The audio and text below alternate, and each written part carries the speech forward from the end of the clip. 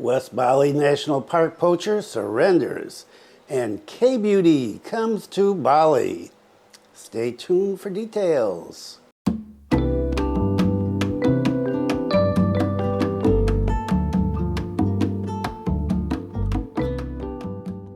Welcome to the latest news from Bali and Indonesia. This is November 7th, 2023. It is November, and my name is Bruce. I've been off for a couple of weeks on social media because I've been working on the house. One of my favorite things, painting, fixing plumbing, doing all that kind of things, washing windows, getting ready for the rain season because, well, it's getting close, I think, and we'll talk about that in just a second.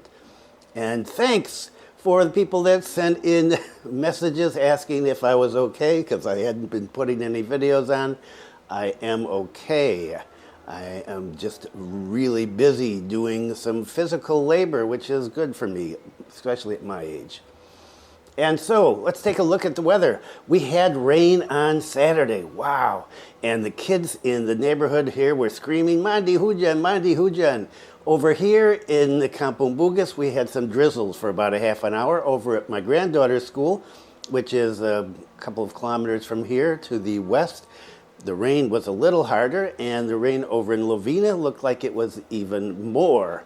Is this the start of the rainy season? Let's hope so. And what is the weather like right now? It is 32.1 degrees Celsius. It is hot, 71% humidity, 12.4 wind speed kilometers per hour. 12.4 kilometers per hour wind speed, I think is the way I should say it. And so let's get started with the poaching story. And you may remember the case of illegal poaching in West Bali National Park. Fugitive in case of illegal poaching turns out to be project foreman at TNBB, acting at night.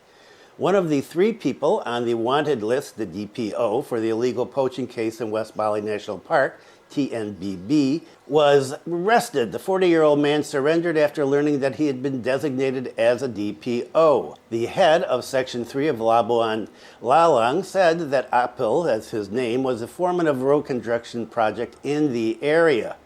And originally, they didn't think that he was involved in the illegal poaching. They weren't suspicious because he was a foreman and he was used to communicating with his friends over in the national park. And so they weren't suspicious of him. However, suspicion began to arise after it turns out that Pak Apel had several activities at TNBB at night under the pretext of repairing project equipment.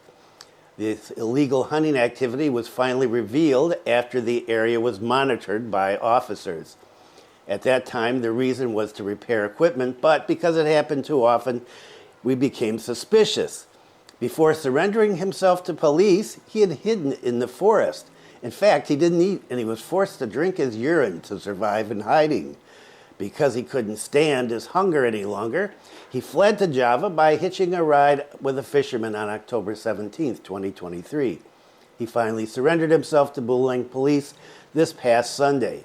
TNBB officers are now on guard 24 hours a day to prevent illegal poaching in the area.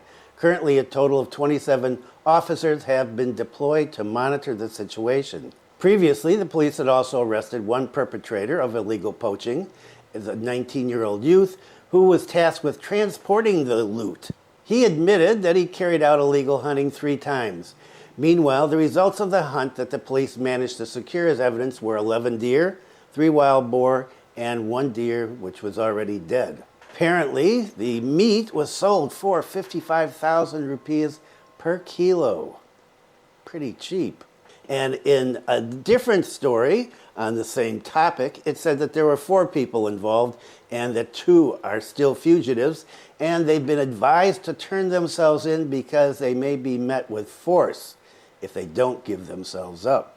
And you know what that means, hot lead. And for the second lead story, K-Beauty. Korean beauty trends are increasingly popular. CGBio presents 100 doctors in Bali. Now, you don't need to go all the way to Korea if you want to get the face that you want. If you don't like the face that you've got, you can always change it.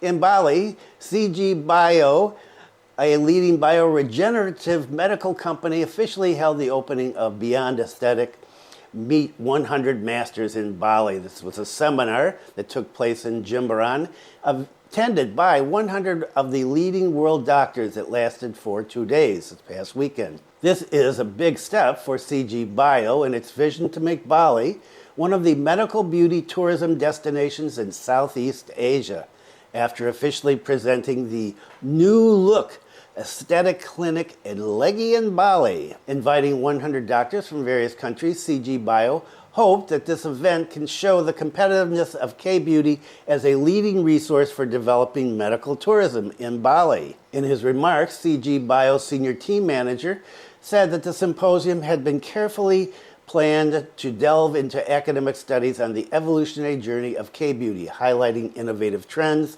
and technologies that have gained global recognition. This is the first Meet the Master event in the field of aesthetic plastic surgery held in Bali. He said, I believe that all participants here today will go home with enriched knowledge and insight, offering an opportunity for professionals to deepen their understanding of K-aesthetic practices directly from the renowned Korean doctors. On the first day, the seminar began with a lecture, Basic Cosmetic Surgery, Facial Anatomy, delivered by the director of AWA Medical Academy in Seoul. CGBio director said that the symposium aims to academically explore the evolution of K-beauty, focusing on the innovative trends and techniques that have gained global recognition and acceptance. Apart from presenting seminars from beauty industry figures, the seminar also featured live demonstrations held at New Look, CGBio's beauty clinic, which will play an important role in their vision to make Bali a center of medical tourism in Southeast Asia. Known as one of the world's favorite tourist destinations, Bali is currently being prepared and developed as a leading destination based on the international standard medical tourism industry by the Indonesian government. As I've talked about before, and we know the new international hospital in Sanur is, well, still under construction. There's going to be a lot of medical tourism going on here in the coming future.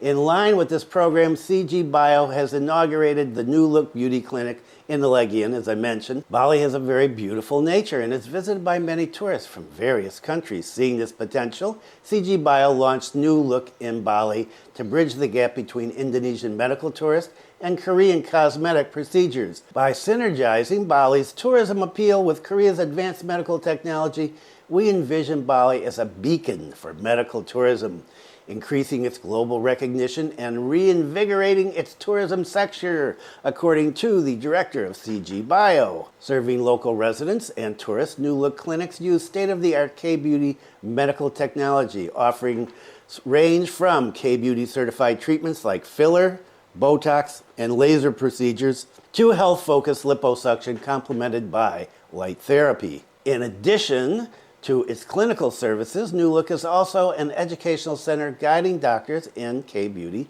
methodology. It's hoped that holding this international seminar will strengthen New Look's position as the epicenter of K-beauty services in Bali. And I was talking to a friend of mine, a pediatrician in Korea, and he said, nobody wants to be a pediatrician anymore. They all want to do plastic surgery. Why? Because it's money. He said, oh, you come to Seoul, Bruce, and you'll see just a whole building. Every doctor is a plastic surgeon. And he said, and they are packed. He said, we get a lot of foreign tourists.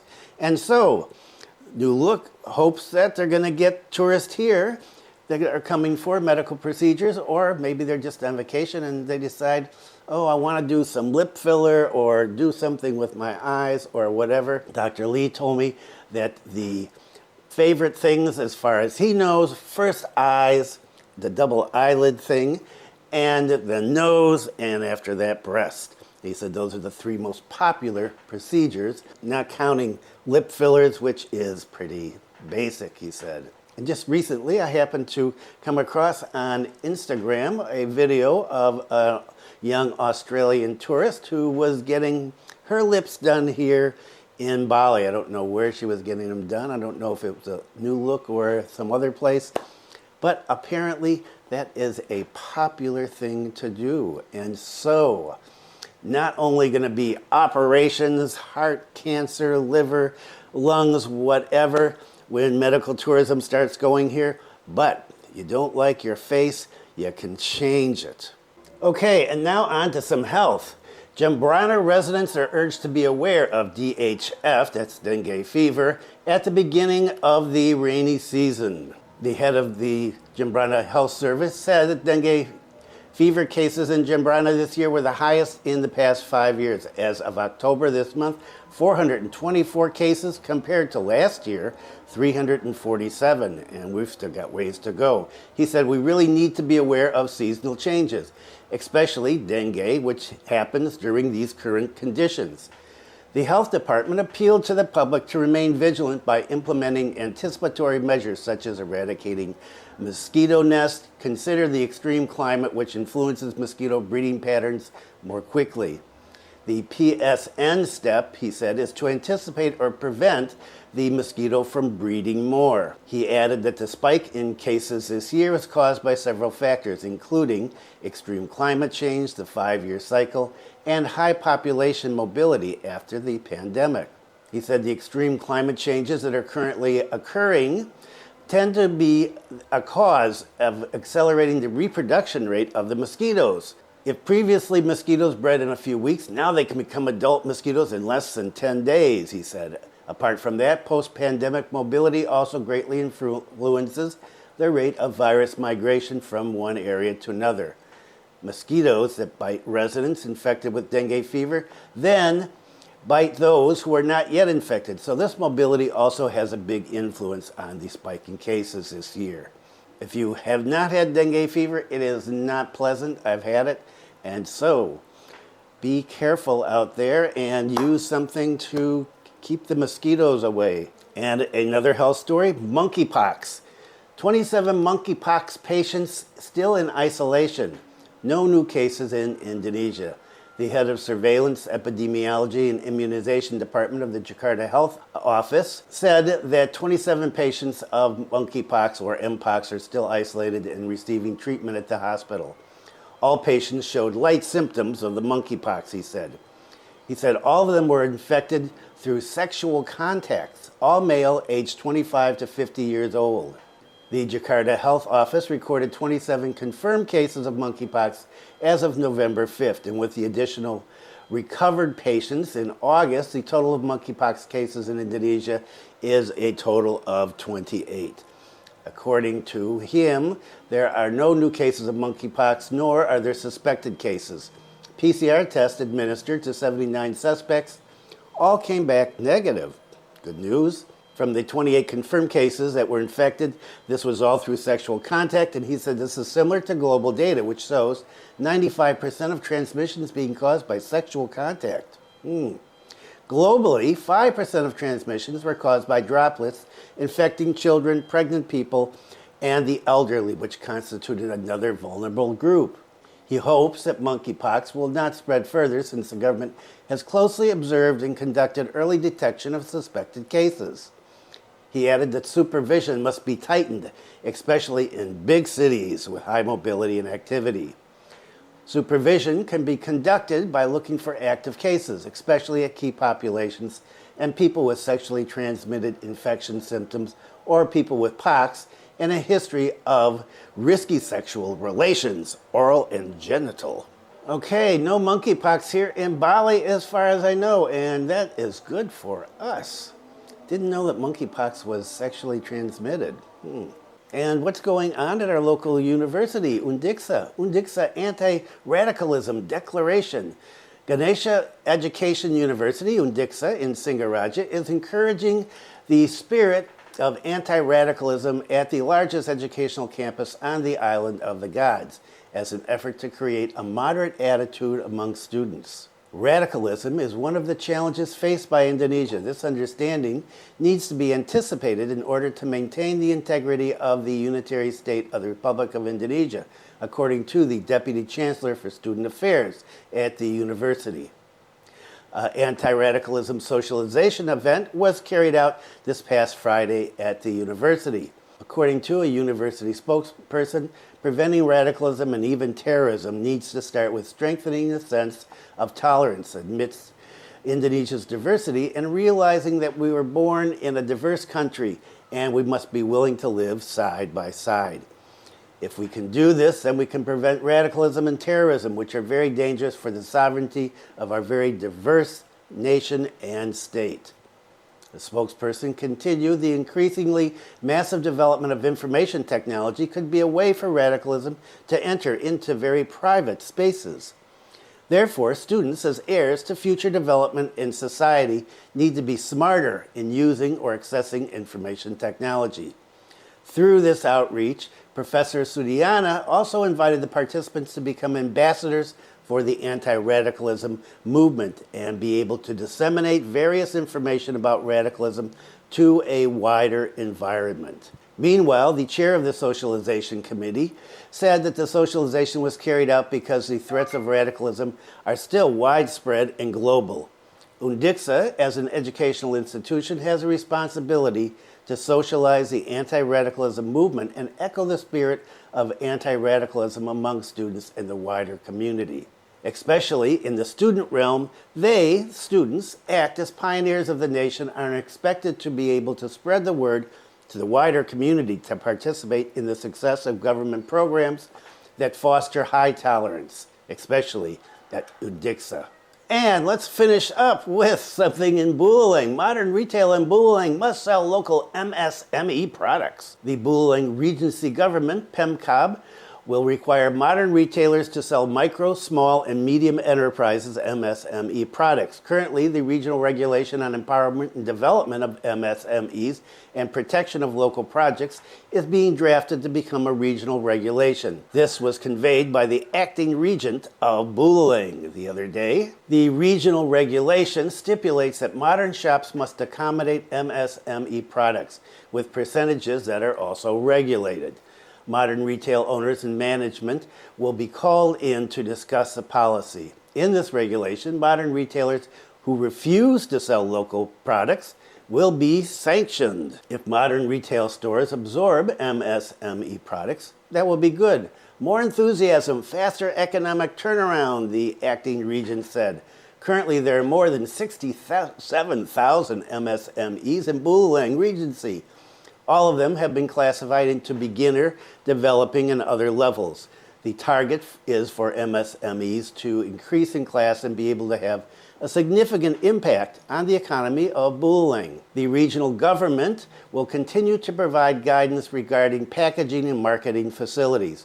Currently, there are approximately 500 MSMEs that are ready to enter the modern retail market. Unfortunately, the article didn't mention what kind of products there are, but I'm going to be looking around in these shops because, well, I go shopping all the time with Zoe, and so we'll see if we can find some new local MSME products and how they are packaged and marketed, and do an update later on. So, buy local. And that is it for today. Does not look like rain still. A little hazy, but not big clouds, and so we'll just have to wait and see. I was going to do a couple of segments on traffic accidents because there have been a lot in the news recently. The main one that is all over is about a young tourist who was killed by a hit-and-run driver just down over to the east here on the road between Kintamani and Singaraja. And he was hit. The driver kept going. He was eventually arrested up in Kintamani.